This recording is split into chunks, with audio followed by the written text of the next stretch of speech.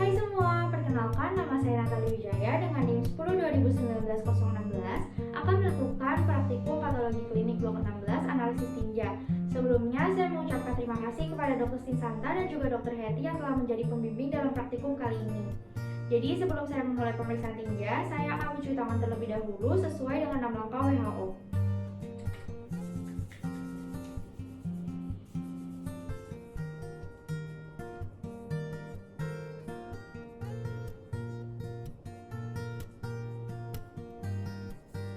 Nah, apabila sudah mencuci tangan, selanjutnya saya akan memakai APD, yaitu berupa jas lab, masker, dan juga handscoon.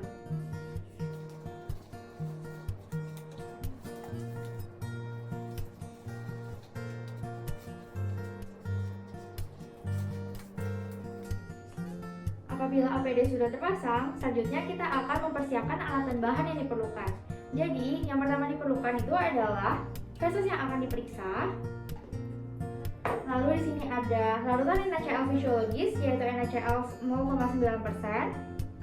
Lalu ada reagen eosin 2% untuk melihat apakah ada eritrosit, leukosit, serat makanan dan juga parasit pada tinja. Reagen Lugol untuk melihat adanya amilum.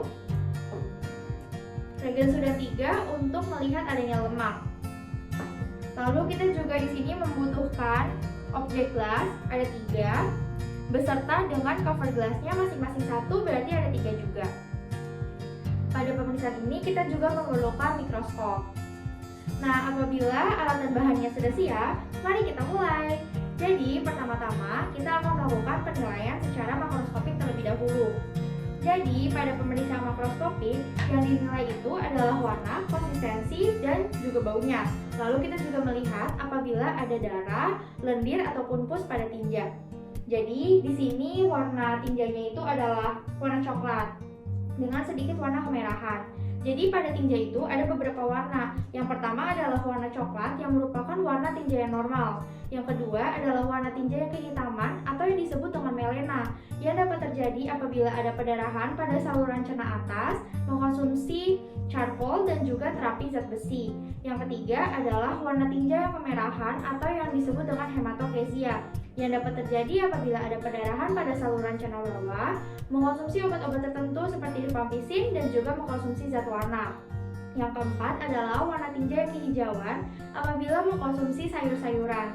Dan yang kelima adalah warna tinja yang pucat atau seperti dempul yang disebut juga sebagai tinja alkoholis, yang dapat terjadi apabila ada obstruksi dari saluran empedu.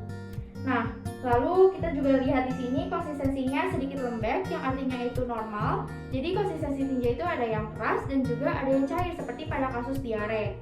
Lalu kita juga menilai baunya. Di sini baunya adalah indolaxatol yang artinya normal, yang merupakan hasil dari pemecahan protein dan juga metabolisme dari bakteri yang ada di usus. Nah, pada tinja itu bisa ditemukan adanya bau asam pada kasus diare dan juga steator. Lalu bau yang busuk seperti pada kasus Gauren dan juga CA kolon. Nah, di sini tidak ditemukan adanya lendir, pus, namun ada darah. Setelah pemeriksaan makroskopis selesai, maka kita akan berlanjut ke pemeriksaan mikroskopis. Jadi, yang pertama kali perlu dilakukan dalam pemeriksaan mikroskopis adalah membuat suspensi tinja, yaitu kita mengambil satu bagian dari tinja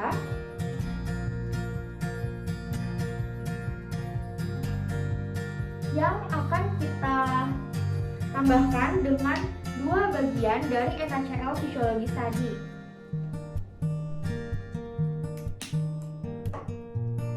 Lalu kita akan homogenisasi untuk dibuat suspensinya.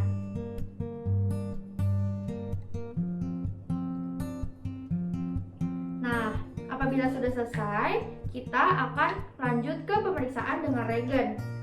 Jadi, yang pertama kita akan melakukan pemeriksaan dengan eosin 2%. Kita ambil objek gelas, lalu kita ambil suspensi tinja yang tadi sebanyak 1 tetes. Lalu kita teteskan dengan eosin 2% sebanyak 2 tetes. Kita aduk.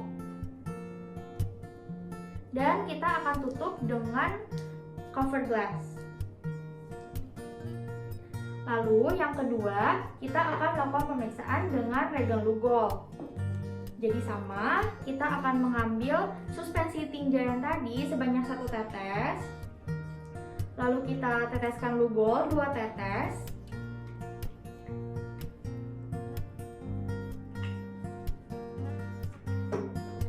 Kita aduk. Dan kita tutup dengan cover glass.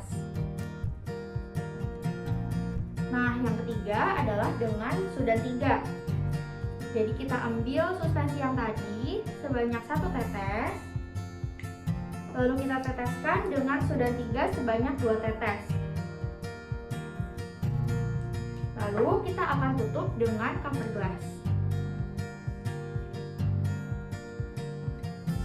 Nah, apabila sudah selesai, kita akan melakukan pemeriksaan di bawah mikroskop.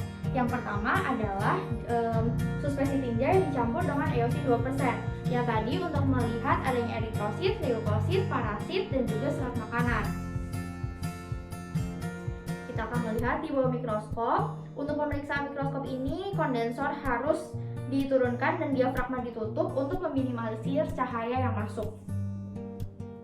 Nah, lalu yang kedua, kita akan melakukan pemeriksaan di bawah mikroskop dengan yang tadi, yang suspensi tinja dicampur dengan Lugol untuk melihat adanya amilum. Apabila terdapat amilum yang positif pada tinja, maka akan terlihat adanya bulatan yang berwarna hitam tengguli. Lalu yang terakhir adalah suspensi tinja yang diteteskan dengan sudan 3 untuk melihat adanya lemak. Apabila terdapat lemak pada tinja, maka nanti akan tampak globulus berwarna jingga kemerahan di bawah mikroskop. Lalu apabila pemeriksaan ini sudah selesai, nanti kita akan melakukan pencatatan hasilnya pada lembar yang sudah tersedia. Nah, kita juga akan melepas APD, kita melepas handscoon. Lalu kita harus mencuci tangan kembali dan sesuai dengan langkah WHO.